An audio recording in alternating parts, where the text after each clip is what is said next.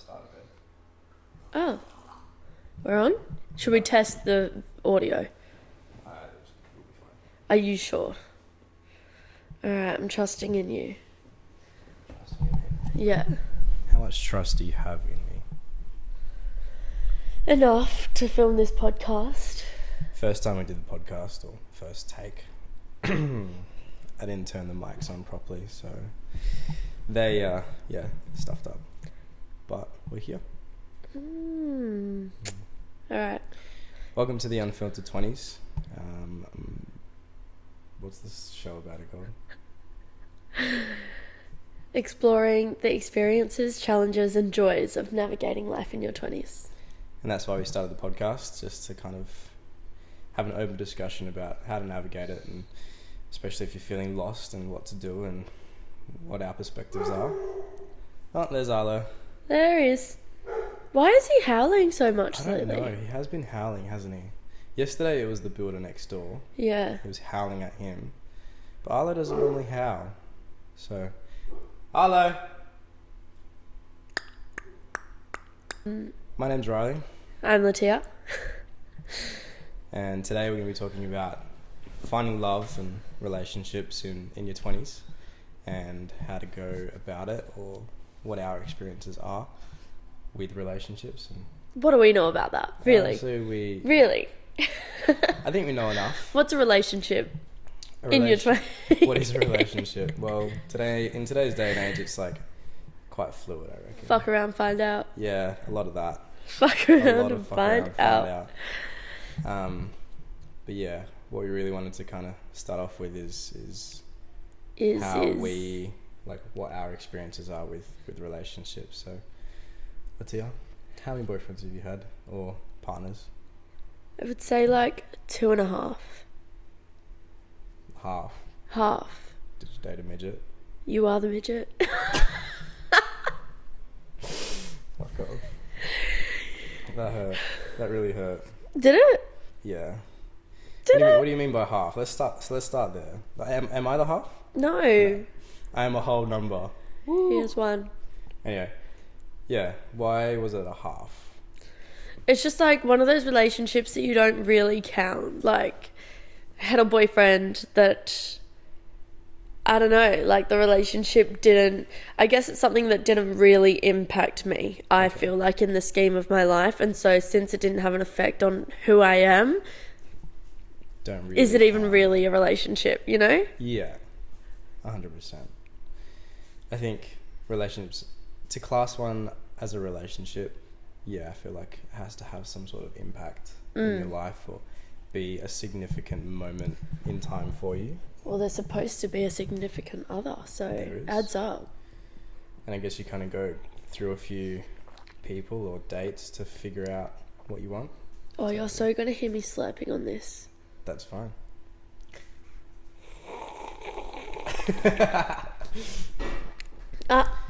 Get down. Get down, Arlo. Oh, I feel like that went through my nose. Oh, gross. Can't lie. Okay, and then your other two relationships. What did you learn from relationship number one, if you were to sum it up? Self-love and self-worth and what I deserve. Yeah. Yeah. Summed up. Yeah. I think I was treated pretty poorly and kind of didn't know any better, so just rolled with it. But then coming out of it and putting myself first and realizing like how much love I had to give and how much love I wanted to then receive. So that's definitely what I took away from that one. Yeah. Do you feel like you learnt a lot from bad experiences? So much. Yeah, okay. Lessons are like, yeah, huge. Yeah. Huge amounts. Would you say that someone in a relationship, well, someone trying to find their significant other, do you think they have to go through a bad experience first? I actually do.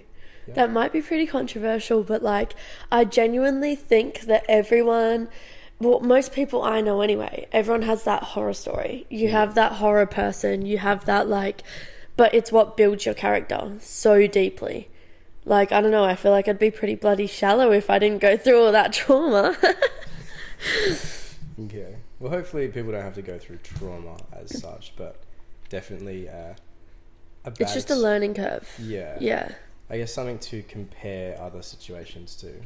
You know where the lows are to. I just bumped him on the head. It literally. We have a cat named Chief, and then Arlo, our dog. He's a golden lab, and these two are so funny together.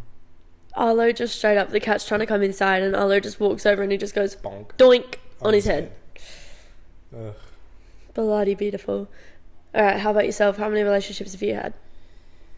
I say if we're going off of, relationships that had an impact on you, I'd probably say 3.5. Did you date a midget? I did not date a midget. I did not date a midget. There was one girl that was taller than me. Oh my god, really? Yeah, she was taller than me. Really? Yeah, but not too much. But this is when I was a bit younger. She was probably about this much taller than I was. Don't do that to me. She was tall. She was really tall. But don't laugh at me. I'm holding it together. Mm-hmm. Yeah. It's not hard for people to be taller than I am. I know. Yeah. I would know. I'm 5'8". Hey, you're shorter than I am. Yeah. By at least I'm also very short. That's true. Okay. But yeah, so I've had 4 or 3.5. I say half because it definitely taught me. Well, it taught me something, but. Wait, pause.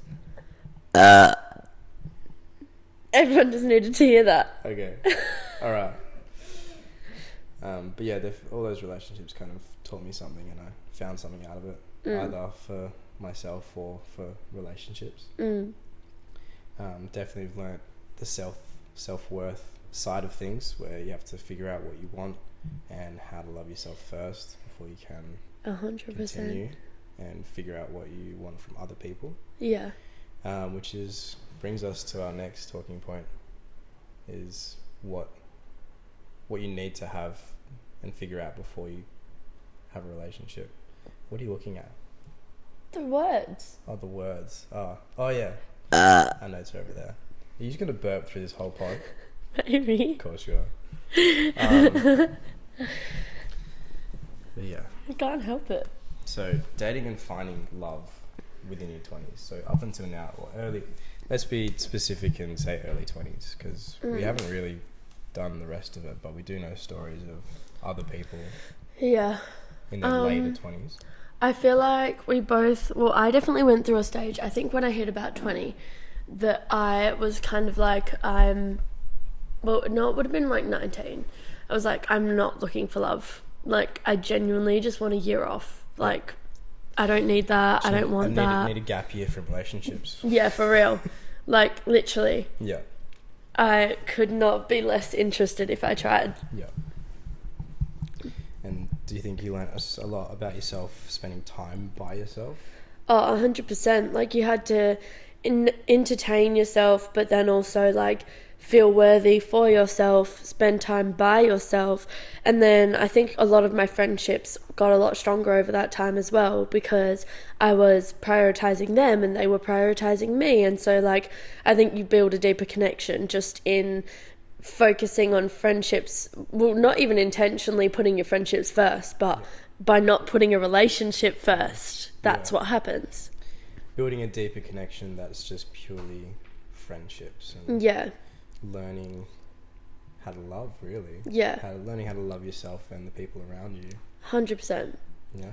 And I think you find out about your own hobbies as well. Like, that's something that I really struggled with coming out of my first relationship. I was like, I had cheerleading, but without cheerleading, like, who was I? Yeah. Like, what actually made me happy? So I had to, like, figure that out along the way as well. Yeah. If you were to give advice to someone who's either had one relationship or hasn't, before they move on to the actually dating and looking for someone, what advice would you give them? Definitely, like, give it time. No contact is the way to go. I've learnt the hard way. What? This is from a relationship, out of a relationship. Yeah, coming out of a relationship. Yeah. Yeah. No contact is the only way to do it. Give it time. And there's like 2 ways that people deal with this stuff. Well, that's going to be a problem. That is going to be a problem. That's our next door neighbour. Wait, I think he's just starting a bike. He might move on. He will move on. He always moves on. He's a good lad, that guy. He's nice. Yeah, He just had heart surgery not long ago. I know. Yeah. About that. Of all people, I heard that from your dad. Oh. Yeah. I think he was speaking to him. Okay. Well, there you go. What was I saying? Give it time. Oh, yeah, there's I feel like everyone... Ooh, why is mine red? Was that too loud? Yeah. Okay. Try not to burp in the thing. Can I talk?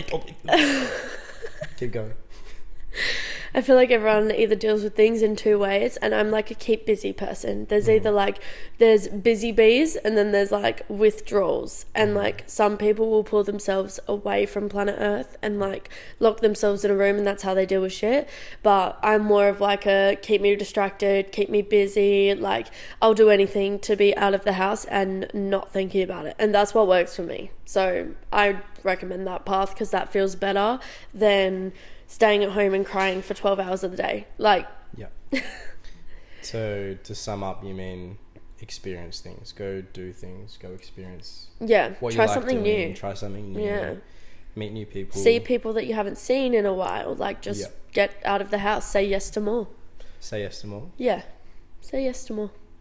Going on that, what about saying no to stuff? Yeah, see, that's what I struggled with for a long time. Yeah. Because then I just became, like, my life was already so crazy. I worked so many jobs and I did all of this stuff. And I was, like, literally just so...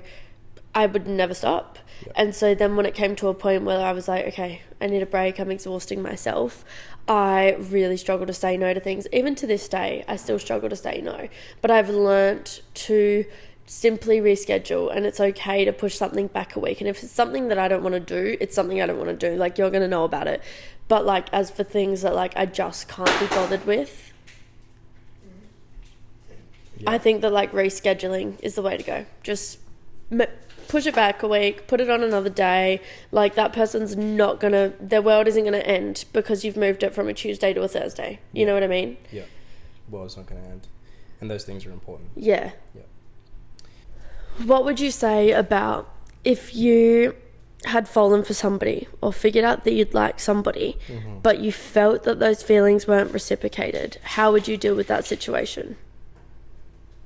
So I like someone and I don't think they like me back. Yeah. Me personally, how would I go about it? Yeah. Well, I don't know. I have this rule. So it's like I don't know what to call it, but it's like a 3 ask rule. Yeah. I don't know if that's the right title for it, but essentially I'll try 3 times to see someone or meet someone that I'm either interested in, and this goes for friends. This goes for friends as well. If I put in the effort 3 times in a row and they don't put any effort in, then I just move on. Yeah. That's something that I've learned in the last 2.5, 3 years. I live by the same rule. 100%. Yeah, like you have 3 goes, 3 strikes and you're out. 3 strikes and you're out, kind of thing. Yeah. Not entirely out. Like I don't hold a But grudge. we just won't invest first. Yeah, like we'll wait. It's really important to know your worth and not spend too much time waiting around for someone. Whether that's a relationship or a friendship as well. Friendships are a little bit different because people get busy and whatnot, and like, you know, they have priorities and things like that, but you also don't want to be constantly being the only one putting effort into investing in that relationship. So you need to be, you can't wait around for someone. So in that situation, if after 3 times I've tried, I would just move on. No grudges, nothing personal. Yeah. If I even if I really liked someone, if someone doesn't like you back, that's not your fault. Yeah. Fun fact. That's not okay. I know exactly what you're going to bring up. Riley and I have known each other since we were 14. Yes. I think he implemented the 3-strike rule on me. Yeah. But I think I got about 12 chances. What do you reckon? I think so. I think, this is only something I've learned in the last 2-3 years. So yeah. I think when I was younger, I would try for a lot longer and try a little bit harder because I'd be in a state of like, why don't they like me back? Why are they like not responding? Are they seeing someone else? Is it me? And it'd be like an overwhelming feeling of not being enough. Yeah.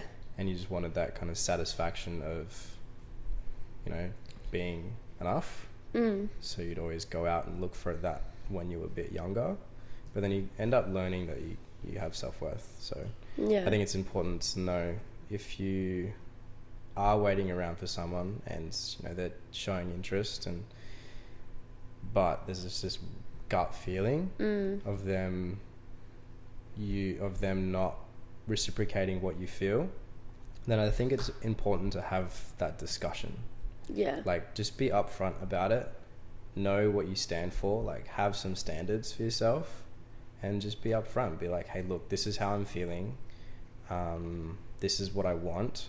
You have to be clear about this too. You have to know exactly what you want and how you feel before you kind of, reach out and make that decision, because it is important. So if it's important enough for you to reach out and you're rambling, find an answer. I'm not rambling. This is all important stuff. It is. You're right. Everything that you're saying is right. It is. Then you have to reach out and have that discussion. And if they say no, then or if they say like, hey, look, it's not a priority for me right now, you just can't hold grudges. Yeah. What about you? What would you do in that situation? Say if you really, really liked me and I didn't like you back and I chose someone else. Well, I'm just like, on the topic of like, don't wait around for love.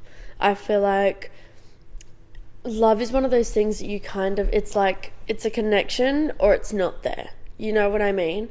And so like, I do think that at first you have to invest in it and you have to feed it for it to grow. Like, you need to give it a good chance.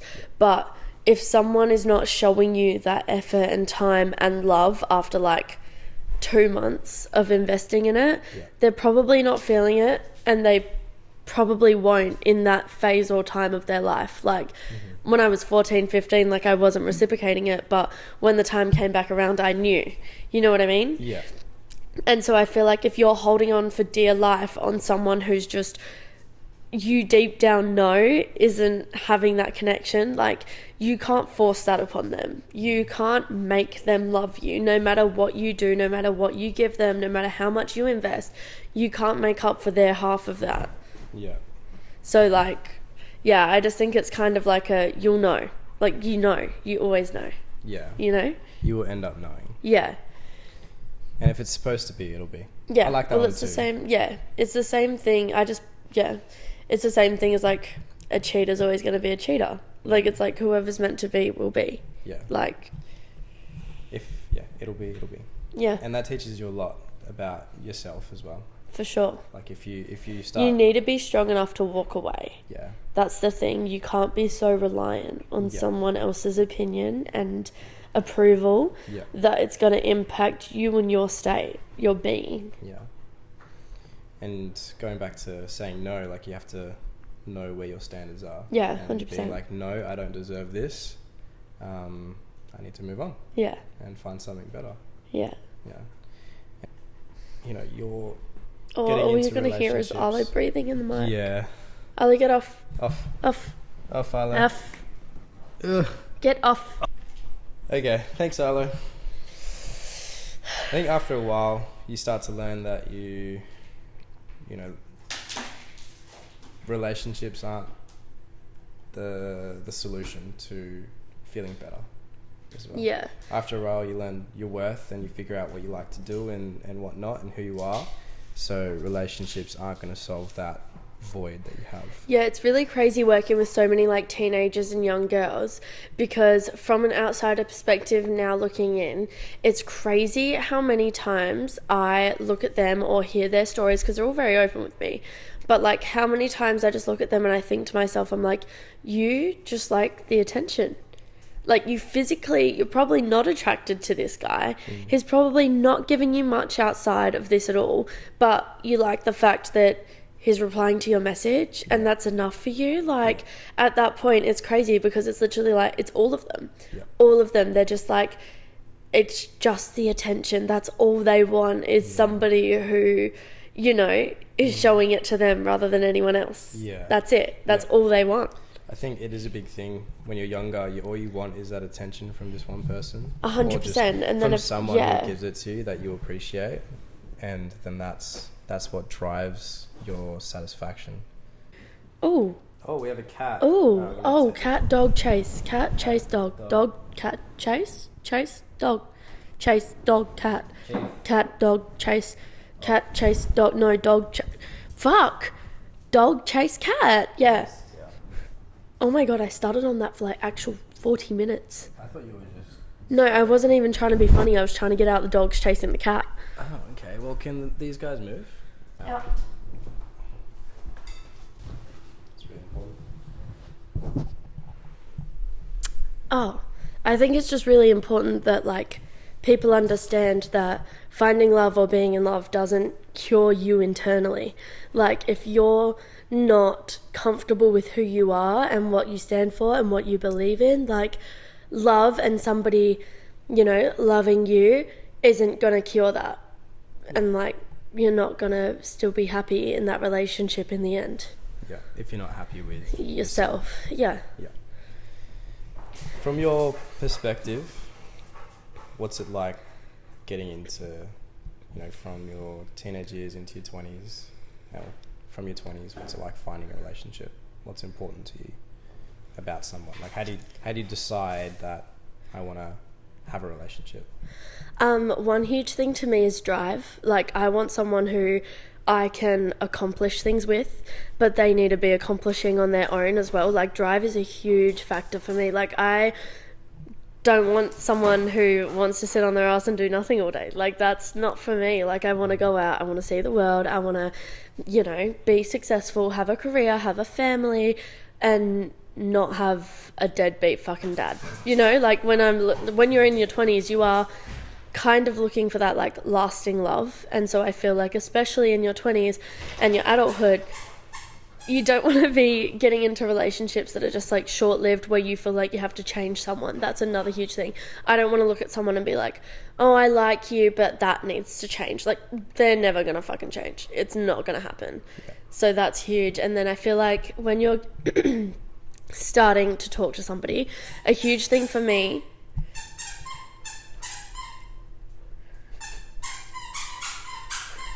really, dude.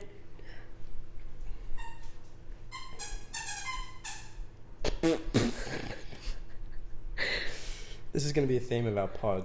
Just Arlo. Yeah. Being Arlo. Yeah. Another huge thing for you, Tia?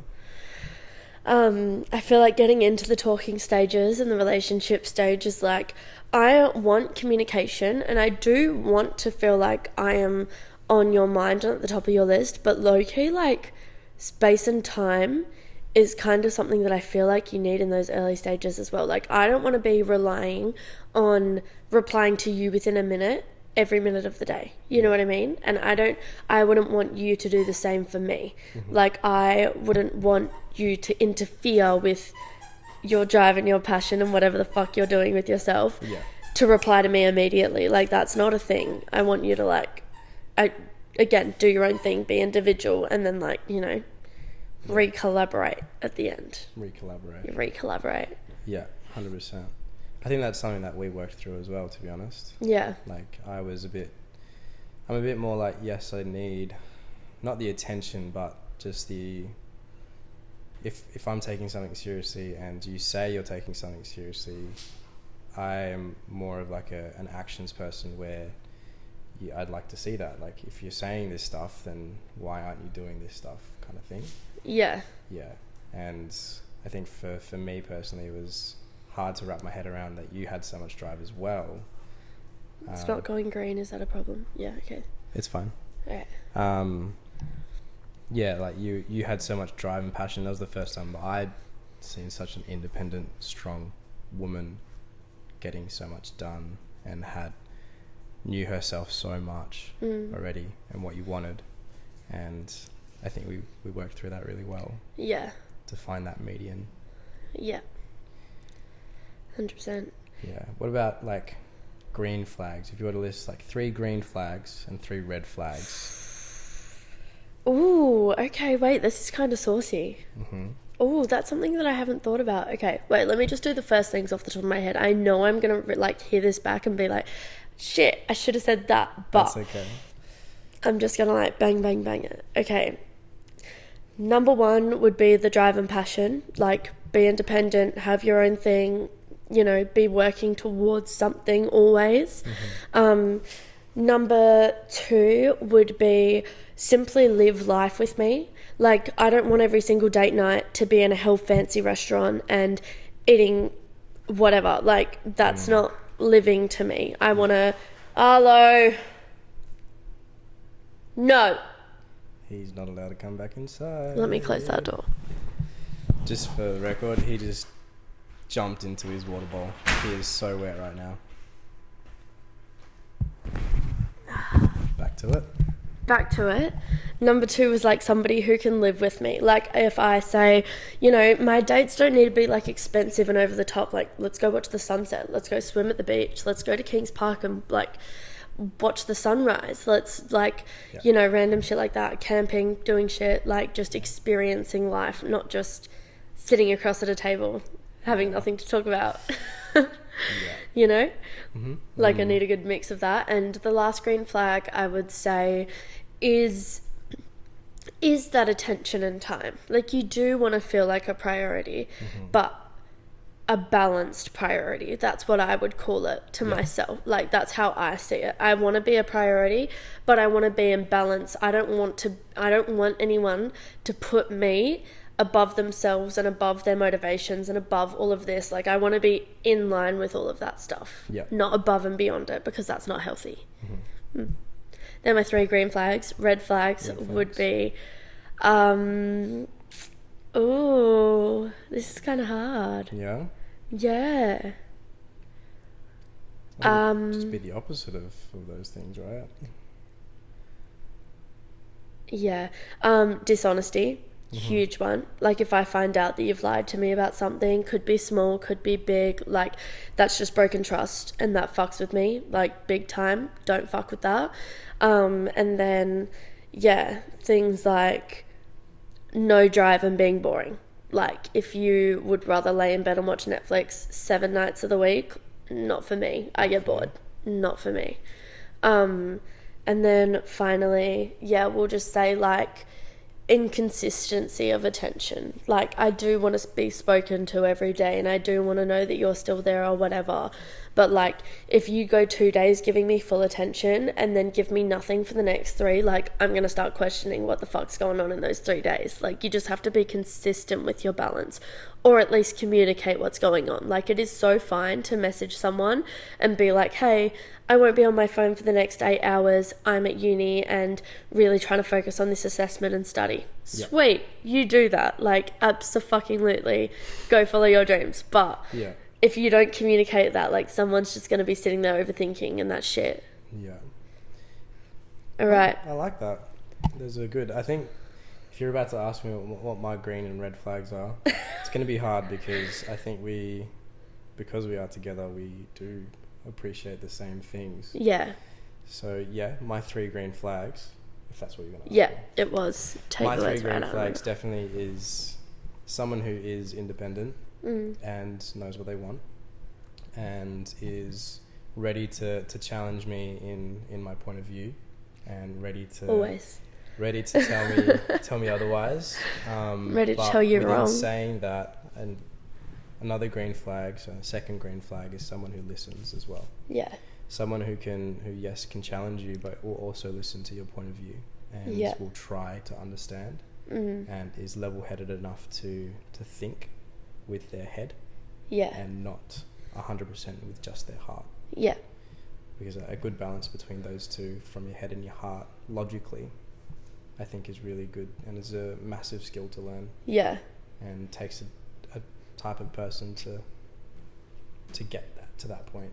You know what I mean?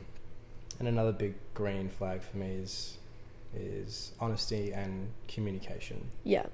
I think, like you said, if you're dishonest, it just breaks trust, even if it's the smallest thing. 100%. Even the smallest thing can taint how much trust you have for someone. And my ideas on that is like, literally, if you are just straight up honest about something, or if you let your partner in on something, they immediately know not to worry about that. You know what I mean? Like, even if it was something that you are a little bit uncomfortable with, as long as they're so honest about it from the start, I feel like in my head that kind of makes me be like, okay, well, they wouldn't tell me if they planned on doing anything malicious with it. Yeah. So I'm like, you know, as long as they show me, they're open with me, they're honest with me, like, what the fuck are they going to do? Do it right in front of my face? Like, no, if they planned on doing something sus, they would have kept it sus. Yeah. And so I'm like, as long as it's all out in the open, like, there's nothing to hide. There's nothing, yeah. I think it is from both parties as well. When you're in a relationship or starting a relationship and building that trust, you need to be able to, one, be open. So if you are feeling something that you're not okay with, then you need to be able to say that as well. And that's also part of honesty. Like, you have to be honest about how you feel. Yeah. And being comfortable enough to approach, you know, your partner to be honest about that stuff as well. Yeah. That's where the trust comes in. And you need to trust your partner that they're going to listen. Yeah. And they're going to take it the right way. Yeah. And then you learn other skills about being able to resolve that. You know, my red flags. I think brown hair, brown eyes, tan skin. Tan skin, nose, Latia. Red flags, I'd say, be inconsistency is a big one for me. Like you mentioned, is 2 days full attention, 3 days nothing. Yeah. Inconsistent for me is just worrying. Yeah. Like, why are you being inconsistent without valid reason? Like, you said these things and now you're doing the opposite. Yeah. It's hypocritical, and I don't like that. Second red flag, dishonesty. Yeah. But that was a green flag, so we've already been there. And I'd say third red flag would be